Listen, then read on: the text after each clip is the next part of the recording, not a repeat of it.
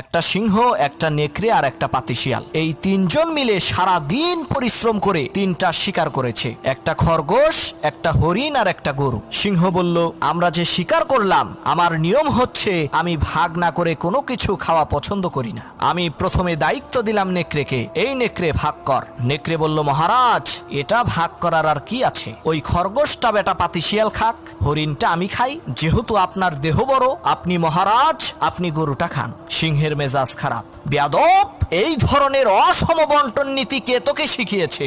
এক থাপ্পড় মেরেছে, নেকড়ের কল্লা 50 হাত দূরে যেয়ে পড়ছে। এবার সিংহ শিয়ালকে বলছে, এই শিয়াল ভাগ কর বেটা। শিয়াল কয়, মহারাজ এর মধ্যে ভাগ করার কিছু নাই, আপনি ব্রেকফাস্ট করবেন খরগোশ দিয়ে, লাঞ্চ করবেন হরিণ দিয়ে, আর ডিনার করবেন গাভী দিয়ে। মহারাজ খুব খুশি। হে রে শিয়াল রে, এত ইনসাফ ভিত্তিক বন্টন নীতি কে তোকে শেখালো রে? শিয়াল বলে, কিছুক্ষণ আগে যে কল্লা দিয়ে গেছে